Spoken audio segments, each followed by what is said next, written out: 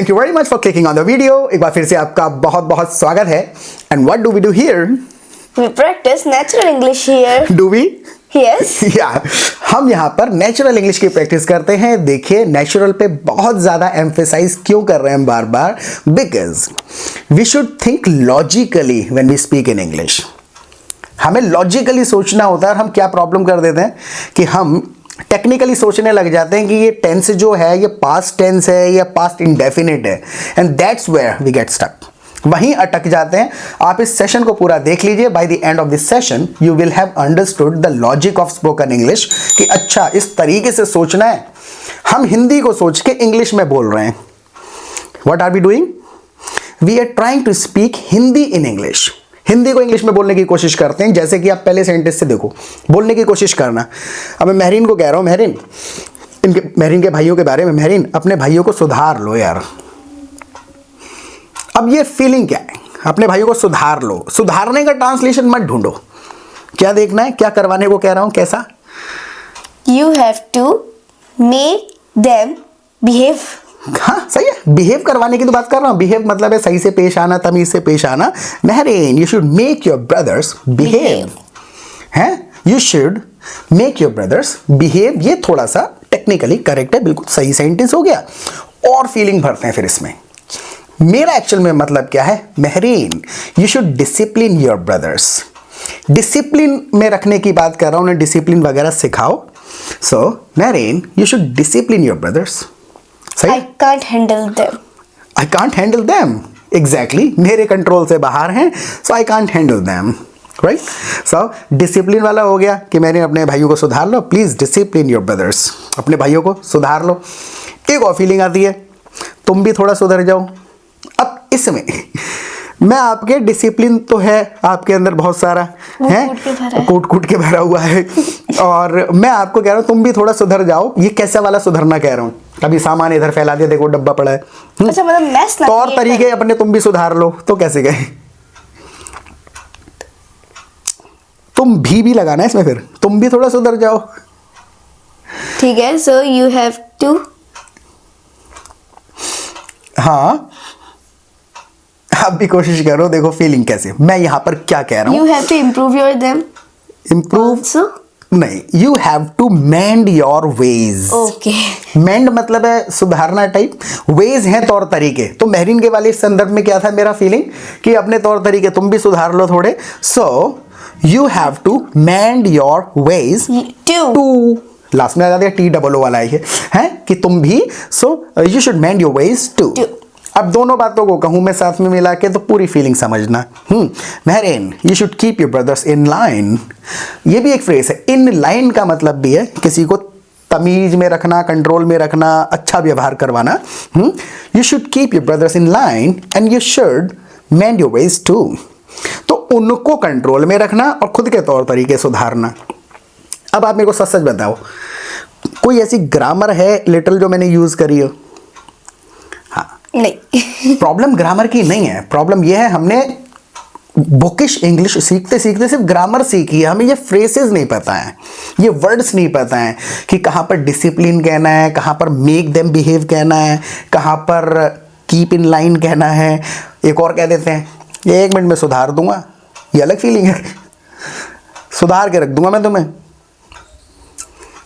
सबका मतलब सुधारना है तो हर जगह थोड़ी डिसिप्लिन लगा लेंगे। बताओ, सुधार दूंगा मैं तुम्हें, ये थोड़ा धमकी भरा एक्सप्रेशन है। I will make you discipline within 1 minute. हाँ, I'll make you discipline, I'll discipline you। ये लिटिल डिसिप्लिन करना मतलब तमीज सिखाना होता है। I'll set you straight। I'll set you straight. I'll set you straight का मतलब है सुधार के रख दूंगा टाइप, कि बिल्कुल सीधा कर दूंगा। कहते हैं ना 1 मिनट में सीधा कर दूंगा। I'll set you straight। I will set you straight. हाँ, तो ये फीलिंग्स के लिए क्या वर्ड्स यूज होंगे वो हमको सीखने पड़ते हैं। जैसे अयान को कल धमका रही थी, अयान ने कुछ करे, अभी सुधार के रख दूंगी, तो I will set you straight. I'll set you straight, हैं, सुधार के रख दूंगी। तो वहां पे थोड़ी कहती थी I'll make you behave। तो वो एक दुर्व्यवहार थोड़ी कर रहा था, बदतमीजी कर रहा था, वो सामान बिगाड़ रहा था। हाँ। हैं, अगर अयान को कहें अयान बिहेव योर सेल्फ, कब कहेंगे? जब वो सच में उस वक्त कुछ उटपटांग किसी से मिसबिहेव कर रहा है।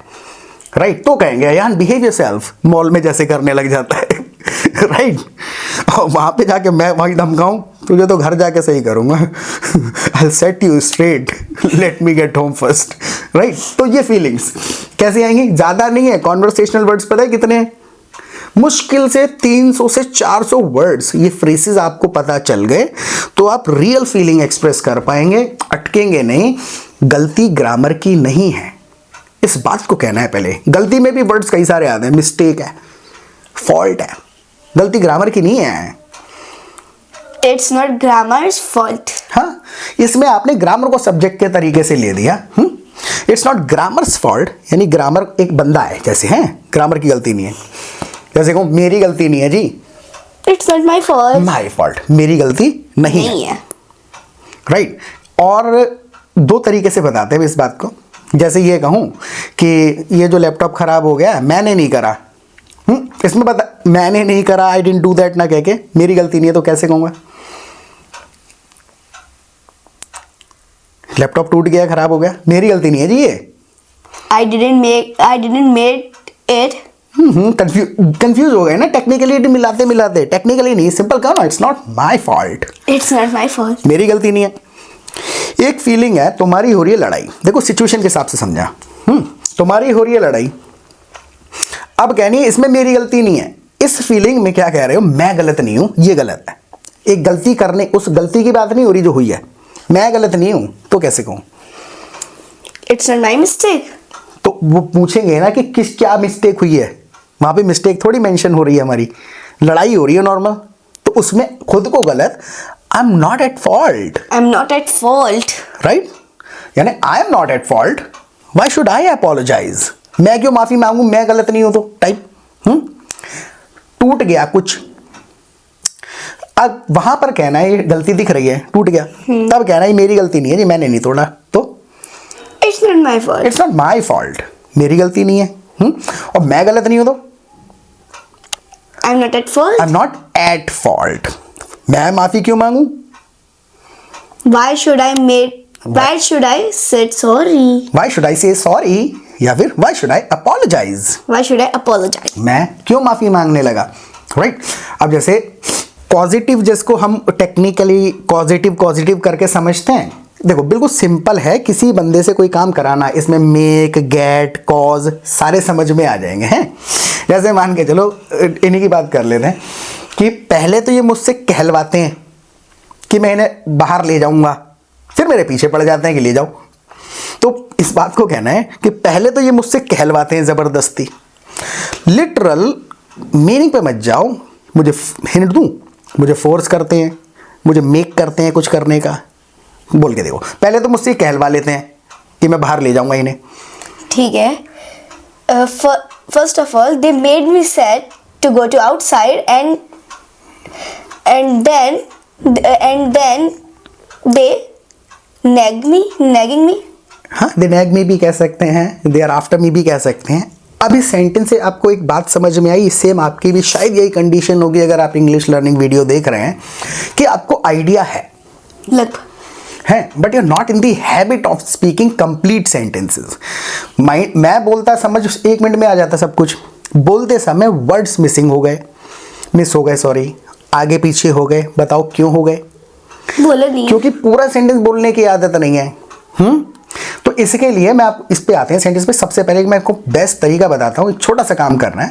सबसे पहले चैनल को करिए सब्सक्राइब, क्योंकि रोजाना हमारी ये कॉन्वर्सेशन सेशन आता है रोजाना 12 बजे। तो जैसी वीडियो आएगा नोटिफिकेशन बेल आइकन को दबा देना, आपको नोटिफिकेशन आ जाएगा। You will not miss any of our videos, कोई भी वीडियो मिस नहीं होगा। और एक छोटा सा काम करना है हमारे लिए, वीडियो को लाइक करना है, ये थोड़ा सा कर दीजिए। हाँ, लाइक करके एक लीडर बोर्ड निकलेगा नीचे से, लीडर बोर्ड पे क्लिक करके हाइप कर दीजिएगा वीडियो को। It will help our video reach more people on YouTube. थोड़ा सा it will be a favour to us, हमारा काम होगा। और आपके लिए ना रियल टाइम में आपको प्रैक्टिस करना बहुत ज़रूरी है, तो आप हमारे प्रैक्टिस ग्रुप्स और लाइव क्लासेस अटेंड करिए। देखिए उसका फ़ायदा क्या है, वहाँ पर रियल टाइम में कॉन्वर्सेशन होती है, बुकिश इंग्लिश नहीं बोलते हम वहाँ कि रमेश आया सुरेश गया पास्ट इंडेफिनिट। कोई भी बंदा आपसे ही पूछेगा यार बच्चे नहीं सुधर रहे मेरे, मेरा बच्चा बहुत बिगड़ा हुआ है, जैसे हिंदी में कहते हैं बातचीत नॉर्मल। तो तो इन बातों को जब आप बोलेंगे कि भाई मेहमान चले गए क्या अभी भी हैं, जब आप फेमिलियर हो जाएंगे दूसरे के साथ तो रियल एक्सप्रेशन बोलने की कोशिश करेंगे, तो वहाँ हिंदी नहीं सोचेंगे, पर्पस होगा कि जल्दी से मैसेज पहुंचे। तो ऑल्टरनेटिव्स ढूंढने की जो नॉलेज है उसको यूज़ करने की आदत पड़ेगी।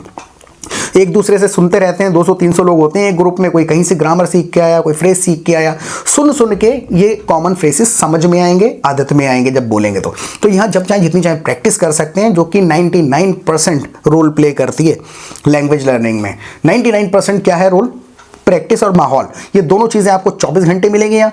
फिर होती हैं शाम को लाइव क्लासेस हमारी, वहाँ पर आप लोग सब इकट्ठा होते हैं, अपने अपने डाउट्स पूछते हैं। आप भी अपने डाउट्स पूछ सकते हैं कि कोई सेंटेंस मैंने बोला सही है या गलत है, एग्जैक्ट फीलिंग गई या नहीं गई, या और अच्छे तरीके से कैसे कहें। उन डिस्कशंस में बैठेंगे, दूसरे लोगों के डाउट सुनेंगे, अपने पूछेंगे। 15 दिन में कंसेप्ट्स क्लियर हो जाएंगे and you will start thinking in English instead of translating Hindi sentences in your head, right. और बहुत ही सस्ता ऑल इन वन पैकेज है, आप मुझे व्हाट्सएप करिए and see the magic with in 15 days, right. अब आते हैं इस पर। पहले तो ये मुझसे कहलवा लेते हैं कि मैंने बाजार ले जाऊंगा, फिर मेरे पीछे पड़ जाते हैं। तो फर्स्ट दे मेक मी से, they make me say, मुझसे कुछ करवाते हैं। दे make me say that I will take them out. I will take them out. पूरा सेंटेंस बोल के करो प्रैक्टिस। पहले क्या करते हैं वो? First they make me say I will take them out. Correct. First they make me say I will take them out, उसके बाद मेरे पीछे पड़ जाते हैं। इतने शब्दों में कहने की मत कोशिश करो। क्या करते हैं ये? उसके बाद पीछे पड़ जाते हैं मेरे। And they nag me. And They start nagging me. They start nagging me. They are after me. They start bothering me.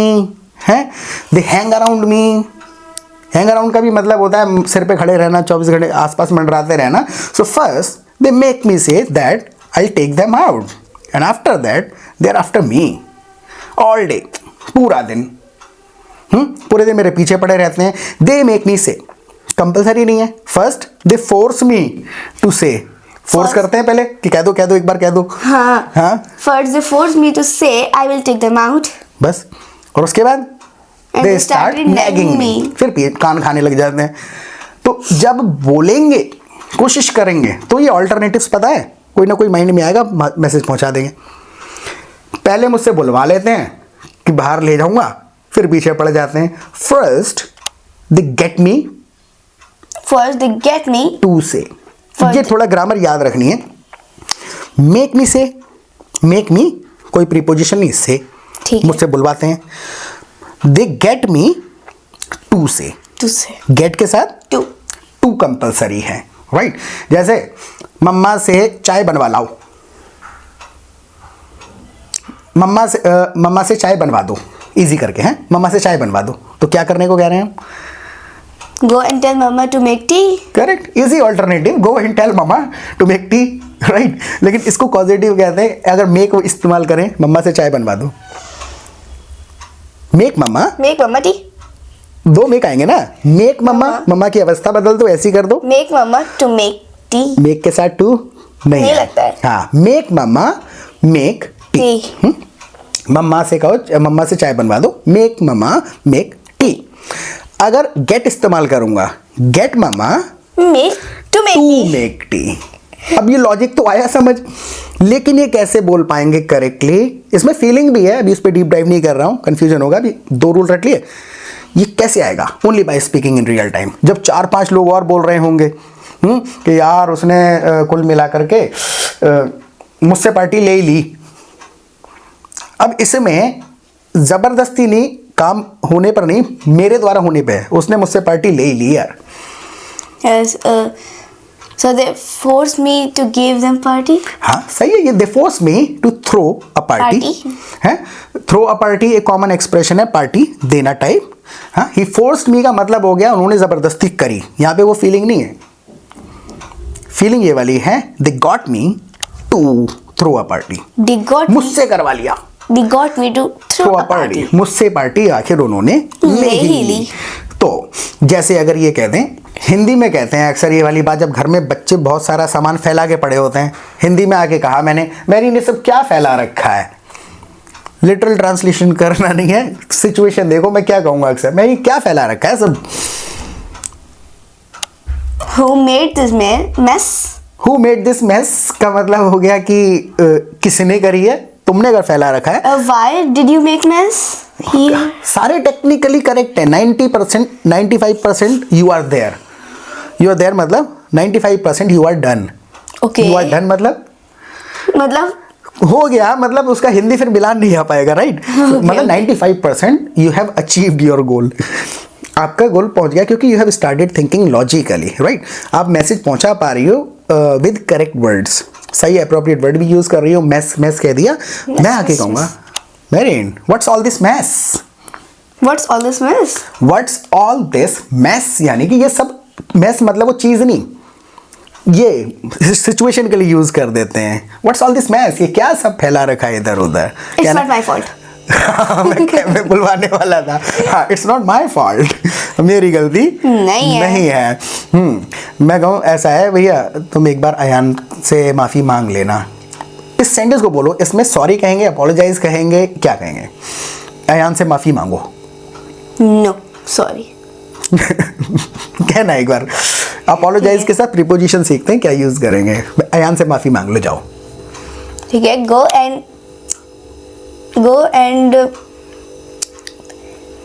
and say sorry to Ayan. Correct, go and से सॉरी टू अयान। अयान। ये common expression है, जाके sorry बोल दो। Apologise के साथ हम word use करते हैं go and apologize to Ayaan. Go and apologize to Ayan. सीख लिया प्रीपोजिशन, कितना इजी लगा सीखने में, भूल जाएंगे। याद कब होगा? 5-6 बार किसी को अपोलोजाइज वाली बात बताते सुना होगा 4-5 लोगों से सिचुएशन में, तो याद रहेगा। पहले तो क्या हुआ कि उस लड़के ने मुझसे माफ़ी मांगी। पहले तो उसने मुझसे माफ़ी मांगी। First is sorry to me. First ही apologize to To me, me. गंभीर वाली मांगी थी, सिर्फ सॉरी कहा नहीं था, सच में माफ़ी मांगी। सो गिड़गिड़ा के. गिड़गिड़ा के फर्स्ट ही apologize To me. To me, मैंने माफ कर दिया।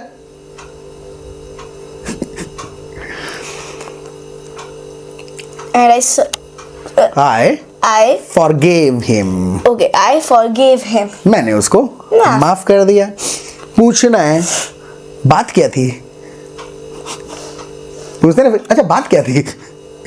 What was that point? What was the matter? Matter point?